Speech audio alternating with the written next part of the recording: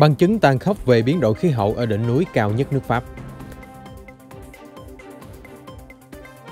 Liên Hợp Quốc cảnh báo về ranh giới đỏ chạm đến thảm họa khí hậu. Nguy khó bủa vây Bắc Kinh 100 ngày trước Olympics. Poster in cờ Tây Tạng bị xé gần Đại sứ quán Trung Quốc, Ngoại trưởng Đan Mạch lo ngại. TikTok nói gì trước Quốc hội Mỹ về việc tuồn dữ liệu cho chính phủ Trung Quốc. Sát thủ người mèo đoạt mạng thân nhân gây chấn động Argentina. Bão bất thường tàn phá nghiêm trọng miền Nam Italy, dự báo còn mạnh lên. Khám phá bí ẩn kỳ này, tranh chấp cổ vật giữa chính phủ Ukraine và các bảo tàng ở bán đảo Crimea. Tất cả sẽ có trong bản tin đặc biệt cập nhật những tin tức nóng nhất trên kênh FBNC.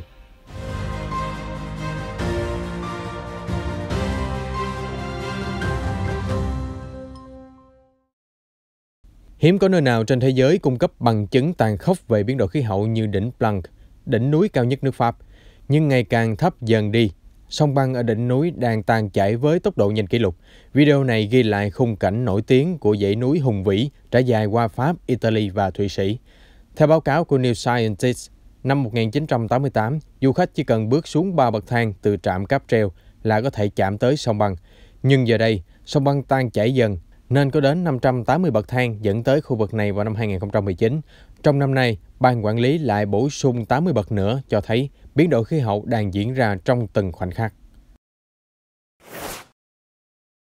Tổng thư ký Liên Hợp Quốc Antonio Guterres kêu gọi các nhà lãnh đạo thế giới phải nỗ lực tránh thảm họa khí hậu, khi một báo cáo mới của Liên Hợp Quốc cho biết hành tinh này đang trên đà tăng nhiệt độ trung bình 2,7 độ C trong thế kỷ này, bất chấp những cam kết hiện tại về khí hậu toàn cầu.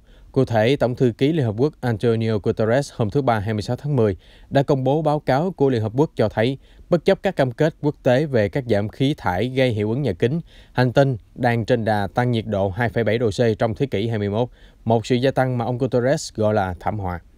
Cảnh báo được đưa ra khi các nhà lãnh đạo thế giới chuẩn bị gặp nhau tại Hội nghị thượng đỉnh về khí hậu COP26 ở Glasgow vào tuần tới để cố gắng thực hiện cam kết khí hậu đầy tham vọng hơn.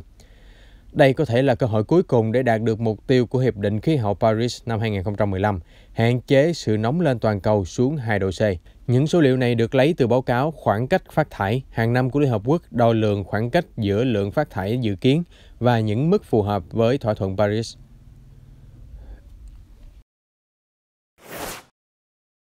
Olympics mùa đông Bắc Kinh sẽ diễn ra trong 17 ngày, từ ngày 4 tháng 2 năm 2022 ở thủ đô Bắc Kinh và thành phố Trương Gia Khẩu, tỉnh Hà Bắc. Đây sẽ là lần đầu tiên Trung Quốc đăng cai Thế vận hội mùa đông. Đồng thời, Bắc Kinh cũng là thành phố đầu tiên trên thế giới tổ chức cả Olympics mùa hè lẫn mùa đông. Tuy nhiên, khi chỉ còn 100 ngày nữa diễn ra sự kiện, Ủy ban Olympics Trung Quốc đối diện với nhiều bài toán khó. Nổi cộm nhất là làn sóng kêu gọi tẩy chay để phản đối Trung Quốc vi phạm nhân quyền, và tiếp theo là bóng ma đại dịch Covid-19 lại trỗi dậy.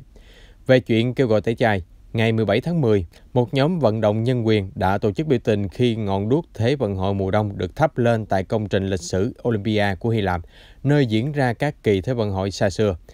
Người biểu tình đem theo tấm biểu ngữ có dòng chữ phản đối Thế vận hội diệt chủng và một lá cờ Tây Tạng, qua đó lên án Trung Quốc vì những cáo buộc vi phạm nhân quyền ở các khu tự trị Tân Cương, Tây Tạng và đặc khu hành chính Hồng Kông.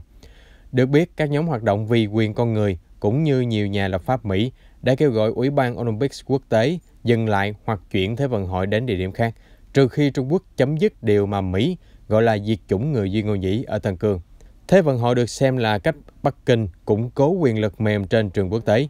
Mặt khác, một số ý kiến cho rằng sau khi hoàn thành tổ chức Olympics, Bắc Kinh sẽ không còn muốn kiêng dè mà tỏ ra quyết liệt hơn trong các vấn đề tranh chấp. Thời gian sau năm 2022 sẽ rất khó khăn cho Đài Loan, Biển Đông và vùng biên giới Ấn Độ và một số điểm nóng chính trường khác. Quay lại hiện tại, biến chủng Delta có thể làm tan giấc mơ mùa đông của Bắc Kinh.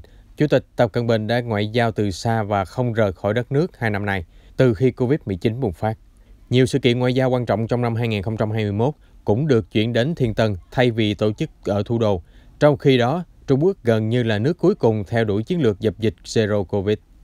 Các quan chức Ủy ban Olympics Trung Quốc xem việc kiểm soát virus là chìa khóa thành công của Thế vận hội. Họ đã ban hành nhiều biện pháp chống virus mạnh mẽ ở chuỗi sự kiện thử nghiệm trước thềm Olympics. Hãng thông tấn nhà nước Tân Hoa Xã cho rằng những người tham dự, bao gồm vận động viên nước ngoài, đều hưởng ứng các biện pháp kiểm soát dịch. Tân Hoa Xã nói thêm, thế giới đang cần sự kiện Olympics hơn bao giờ hết để vực dậy tinh thần trong đại dịch. Dù hãng tin nhà nước Trung Quốc tỏ ra lạc quan, biến chủng Delta đang lây lan nhanh ở Bắc Kinh và nhiều nơi khác từ giữa tháng 10. Thủ đô đã ghi nhận ca nhiễm cộng đồng đầu tiên sau hơn 70 ngày không có Covid-19. Chính quyền thành phố đã hạn chế người dân ra vào các quận nguy cơ lây nhiễm cao. Việc lưu thông giữa Bắc Kinh đến nơi có dịch cũng bị hạn chế. Sự kiện Marathon Bắc Kinh dự kiến lần đầu được tổ chức vào ngày 24 tháng 10, cuối cùng lại bị trì hoãn vì nguy cơ Covid-19 bùng phát. Hiện chỉ có người Trung Quốc đại lục mới được phép xem thi đấu trực tiếp Olympics. Sự kiện rước đuốc cũng sẽ giảm quy mô và diễn ra trong vòng 3 ngày trước khi chính thức khai mạc Olympics. Một ứng viên bầu cử địa phương ở Đan Mạch cho biết 10 poster có ảnh của ông kế bên lá cờ Tây Tạng đã bị xé bỏ khi chỉ vừa dán lên vào hôm 24 tháng 10 ở bên ngoài Đại sứ quán Trung Quốc thuộc khu vực ngoại ô thủ đô Copenhagen. Người tố cáo là Thomas Roden, một ứng viên có quan điểm chỉ trích Trung Quốc. Ông nghi ngờ nhân viên Đại sứ quán Trung Quốc đứng đằng sau những tấm poster bị gỡ xuống. Hiện Đại sứ quán không trả lời yêu cầu phỏng vấn của Reuters, còn cảnh sát cho biết đang điều tra. Ông Roden cho biết, sau khi dán poster đã nhìn thấy người từ Đại sứ quán đi ra và làm âm ỉ mọi chuyện. Vài giờ sau, các poster biến mất sạch sẽ. Ngoại trưởng Đan Mạch Jesper Kofod cho biết, ông lo ngại về sự cố và đang chờ kết luận điều tra của cảnh sát để có biện pháp xử lý tiếp theo. Theo Reuters, Trung Quốc đã đem quân tới kiểm soát Tây Tạng từ năm 1951, nhân danh cái gọi là giải phóng hòa bình. Bắc Kinh coi Đức Đạt Lai Lạt Ma sống lưu vong ở nước láng giềng Ấn Độ là một phần tử ly khai nguy hiểm. Một lãnh đạo của ứng dụng mạng xã hội TikTok thuộc sở hữu của tập đoàn ByteDance có trụ sở tại Bắc Kinh vừa ra điều trần trước Quốc hội Mỹ vào hôm thứ Ba 26 tháng 10, phủ nhận việc TikTok cung cấp thông tin cho chính phủ Trung Quốc.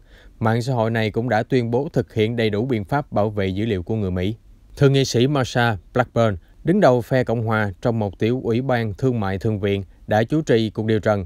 Bà bày tỏ lo ngại về TikTok thu thập dữ liệu, bao gồm âm thanh và vị trí của người dùng, và khả năng chính phủ Trung Quốc có thể truy cập vào kho dữ liệu này. Bà Blackburn gây áp lực cho ông Michael Beckerman, người đứng đầu bộ phận chính sách công của TikTok ở Mỹ, đặt vấn đề liệu hãng công nghệ này có giao nộp dữ liệu cho chính phủ Trung Quốc nếu được yêu cầu hay không.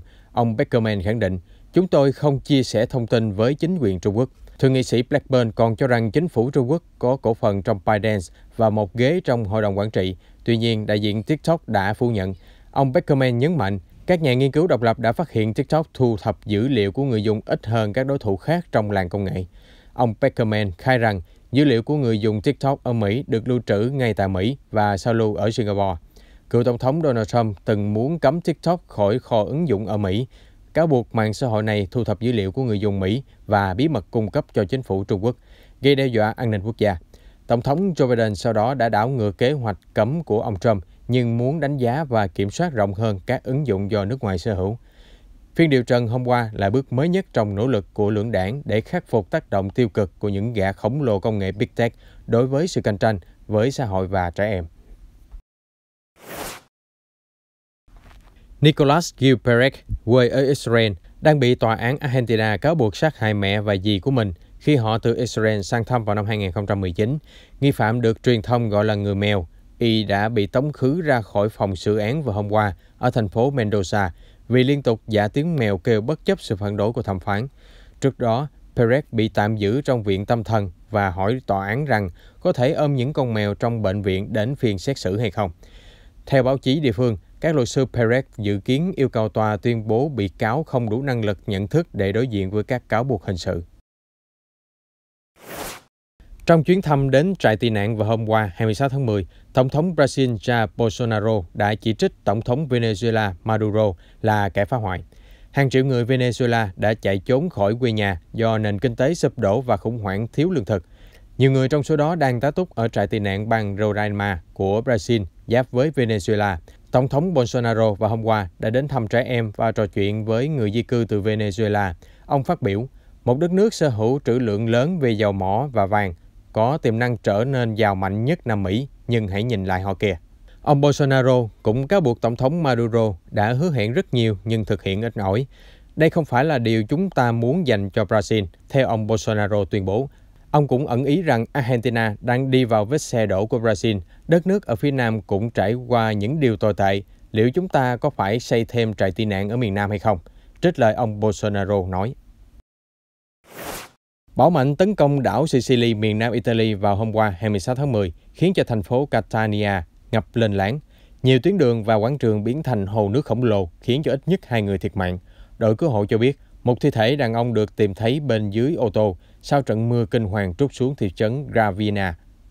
Trước đó, vào hôm 25 tháng 10, một người đàn ông 67 tuổi cũng đã tử vong do ô tô mắc kẹt trong dòng lũ và bùn đất. Vợ của nạn nhân cũng đã mất tích. Thành phố Catania bị mất điện, trường học đã đóng cửa, dòng lũ cũng tràn vào một phần của bệnh viện Garibaldi.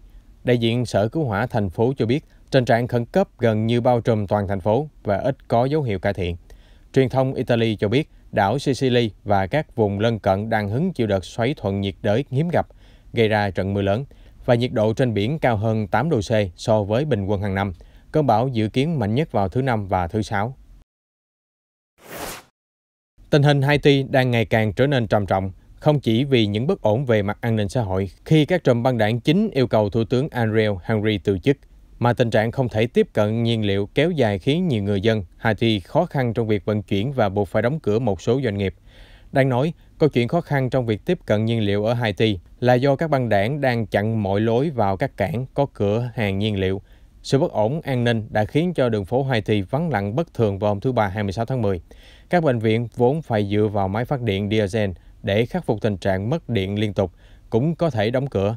Các công ty viễn thông cho biết một số tháp di động không còn hoạt động.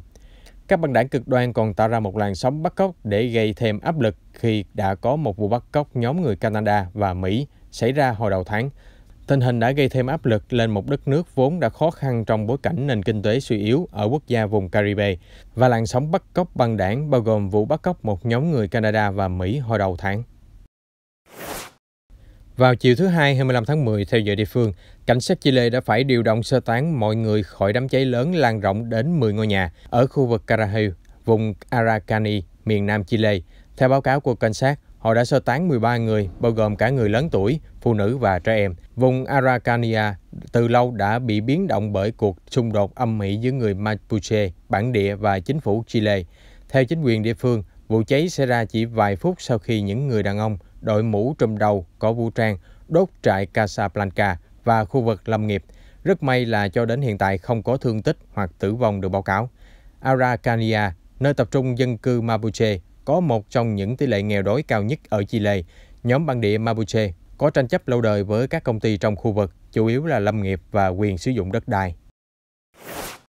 Một công ty startup Nhật Bản với sự ủng hộ của cầu thủ Keisuke Honda hy vọng sẽ thuyết phục được khách hàng giàu có chuyển từ sở hữu siêu xe sang sản phẩm mới là mẫu Hoverbike có giá 77,7 triệu Yên, tương đương 680.000 đô la. Hoverbike giống như một chiếc xe máy bay và mẫu X-Turismo phiên bản giới hạn do hãng công nghệ drone ALI sản xuất đã mở bán vào hôm qua 26 tháng 10. Xe sở hữu một động cơ thông thường và 4 motor chạy bằng pin. Hãng cho biết phương tiện có thể bay trong vòng 40 phút với vận tốc lên tới 100 km/h. Công ty startup được hậu thuẫn bởi các ông lớn như Mitsubishi Electric và Kyocera đã biểu diễn bay thử nghiệm trên đường đua gần núi Phú Sĩ. Ngoài việc thu hút khách hàng thượng lưu, mẫu xe mới còn có thể trang bị cho đội xe cứu hộ để tiếp cận các nơi có địa hình hiểm trở. Những thành công thương mại bước đầu của hãng ALI được kỳ vọng sẽ giúp củng cố lợi thế ngành công nghiệp xe của Nhật Bản, giữa lúc toàn cầu chuyển sang tập trung vào công nghệ mới như xe tự lái và xe điện. Khám phá bí ẩn hôm nay liên quan đến kho báu khổng lồ bằng vàng và những sự tích của nó khi được khai quật trên bán đảo Crimea, từng thuộc về Ukraine nhưng đã bị sáp nhập vào Nga. Một tòa án ở Hà Lan hôm 26 tháng 10 tuyên bố bộ sưu tập đồ chế tác bằng vàng thời cổ đại ở Crimea mà cả Ukraine và bảo tàng Crimea đều tuyên bố quyền sở hữu sẽ được trao trả cho chính phủ Ukraine. Mẫu vật bao gồm một chiếc mũ bằng vàng nguyên khối của người Scythia và một vật trang trí trên cổ, mỗi chiếc nặng hơn 1 kg, đã được trưng bày ở Hà Lan từ khi Nga tiến hành sáp nhập Crimea vào năm 2014. Tòa án Hà Lan cho rằng lợi ích văn hóa quốc gia của Ukraine được đánh giá vượt hơn lợi ích của các bảo tàng ở Crimea. Tòa Hà Lan dựa trên điều luật của các bảo tàng để trao trả cổ vật cho chính phủ Ukraine. Việc Nga sáp nhập Crimea đã dẫn tới nhiều lệnh trừng phạt từ phương Tây. Nhiều nước vẫn công nhận bán đảo trên Biển Đen thuộc về Ukraine. Tổng thống Volodymyr Zelensky tuyên bố, chúng ta sẽ lấy lại các bảo vật bằng vàng và sau đó là bán đảo Crimea. Kho báu bằng vàng gồm 565 món đồ cho thấy rõ lịch sử phong phú của Crimea với đặc điểm là giao lộ giữa châu Âu và châu Á. Kho báu được cho là tìm thấy từ ngôi mộ cổ 2.000 năm nằm trên bán đảo Crimea, chứa thi hài một vị công chúa tiền sử cùng 500 món châu báu bằng vàng. Cuối đời, cô được chôn cất cùng với 140 món trang sức bằng vàng tinh xảo, đầu đội một chiếc vòng nguyệt quế cũng bằng vàng. Tuy nhiên, thứ mà các nhà khảo cổ chú ý nhất là một đôi mắt bằng vàng đặt trên ngực. Một câu đố chưa có lời giải đáp. Cách mà vị công chúa được chôn cất rất khác biệt so với các địa điểm chôn cất của người Scythian, bởi các ngôi mộ thường chứa ít nhất vài hài cốt, còn công chúa nằm một mình.